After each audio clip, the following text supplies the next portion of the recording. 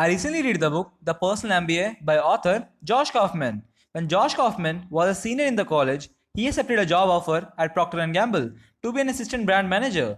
In his new position, he has been working alongside people who had MBA degrees from top universities. Josh didn't have an MBA and he couldn't justify going back to college to get an MBA and put himself in over $1 lakh debt. So he wondered if there was a way that he could master the fundamental of business without getting an MBA. When he researched top business people, they didn't have an MBA. He came across a brilliant business investor named Charlie Munger. Charlie Munger is a business partner of Warren Buffett, and together they have developed the company Berkshire Hathaway into a $400 billion business. According to Buffett, Charlie can analyze and evaluate any kind of deal faster and accurately than any man alive. Munger doesn't have a formal business education. He is a meteorologist and a lawyer from Omaha. Everything he knew about business, he taught himself. Munger says that he is able to understand business and make important decisions by using a lactic work of mental model, fundamental business framework that he uses to outsmart the competition. Josh got inspired by Munger and he started reading hundreds of business books in search for the right mental model he could use to outsmart and outperform his MBA colleagues. As Josh read books after book, he started seeing recurring patterns and discovered that at the heart of every business is a five-part framework. Part 1, value creation. Part 2, marketing. Part 3, sales. Part 4, value delivery. Part 5, finance. Josh says that without any one of these parts, you don't have a business. A venture that doesn't create value for others is a hobby. A venture that doesn't have a proper marketing is a flop. A venture that doesn't sell the value it creates is a non-profit. A venture that doesn't deliver what it promises is a scam. And a venture that doesn't bring in enough money to keep operating who will accurately or inevitably close. So let's explore each part so that we can become better able to analyze a business and make better decisions. As an employee of a business or an entrepreneur trying to start a business, part 1, value creation. The question we need to ask here is, are we creating something people will actually pay for? The first thing to understand when building a successful business is understanding what drives people to buy a product or service. In the first place, in the book Trade Off: Why Some Things Catch On and Others Don't, Kevin Manny identifies two primary characteristics that drive buying decisions: convenience and high fidelity. Convenience means quick, reliable, easy, and flexible. People pay a premium for convenience. This is why companies like Instacart, a company that does grocery shopping for you, exist in the marketplace. People could drive to the grocery stores and pick up their own groceries, but they choose to spend an additional $10 to have their groceries picked up and delivered to them. LRT means high aesthetic, high emotional impact, and high social status. An example of high fidelity is Apple computers. People pay a premium for Apple computers because they love the way it makes them feel and they love that it shows other people that they value great designs. However, you can make a product or service that makes life easier for people or makes them feel special, but there is still no guarantee they will pay you for it. A great example for it is the Segway, a product that cost over $100 million to develop.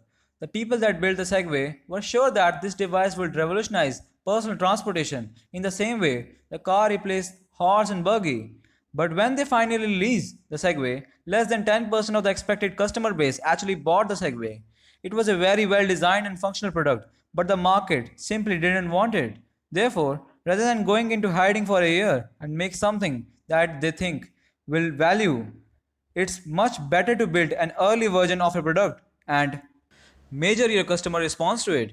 From that point, you can make improvement to your product until it's good enough for people to be willing to pay for it. My next video will dive deeply into how exactly you can conduct this build, measure, learn process. The second part of any business is marketing. And this question we need to ask ourselves here is, how well are we attracted and holding our customer attention? When Apple launched the original iPod, they told the world that this device would be the 1000 songs in our pocket. This statement, this idea was remarkable and it violated people's expectation. It made people pause and take notice of the new product in the market. In the book The Purple Cow, author Seth Godin uses a wonderful metaphor to illustrate this marketing principle. Let's say you are driving down the highway and see a field full of brown cows. A field full of brown cows is ordinary and boring. But if you suddenly saw a purple cow in it, it would be remarkable. It would violate your expectation and it will hold your attention. Any business that can have a purple cow effect has a great chance of getting their customer to the third stage sales. In the area of sales, we want our customer to ask our customer the question, how well do our customer believe and trust us? If a stranger walked up to you at a bus stop and offered you $20 in exchange for $10, you probably wouldn't make the trade because it seems too good to be true. You don't believe or trust them enough to make the deal, and same goes for the salespeople. Aren't willing to give up their hard-earned money unless they believe and trust. A business can deliver on their promise. One way to quickly build up belief and trust is to get social proof. If you had a friend standing next to you at the bus stop who would vouch for a stranger, you probably take the deal. The equivalent for any business would be getting the recommendation of any key influencer like Oprah or getting 100 5-star Amazon reviews. If a business is unable to build up social proof, it simply needs to perform on a consistent basis and be around long enough for people to trust it. The more trust a business has, the more sales the business makes. The fourth part of every business is value delivery. The question we need to ask ourselves here is, are we exceeding the customers at spectators?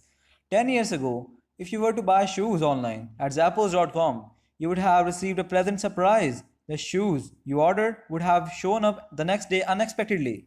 Zappos didn't advertise free expedition shipping because they knew that the surprise that would come from exceeding your expectation would be more valuable.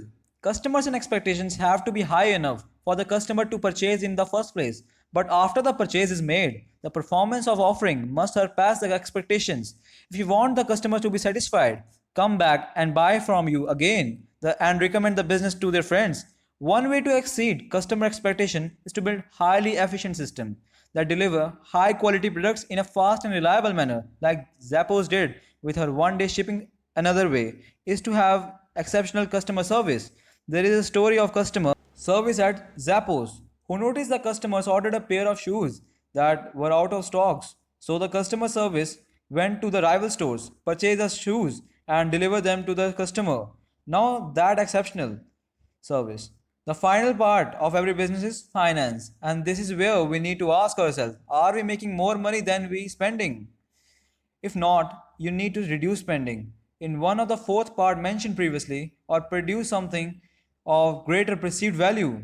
Josh says that it's really not more complicated than that. Yes, there can be fancy models and jargon, but ultimately you are simply using numbers to decide whether or not your business is operating the way you intended. Being a great business mind is not about knowing all the answers, it's about asking the right question and having the right mental model with this. With this five-part fundamental, you can ask the right questions and understand any business and skip MBA school. That was a core message I got from this book, The Personal MBA, and here is the ending. If you like this summary, you can like, share, and subscribe to my YouTube channel, and you can also follow me on the Instagram. Link in the description.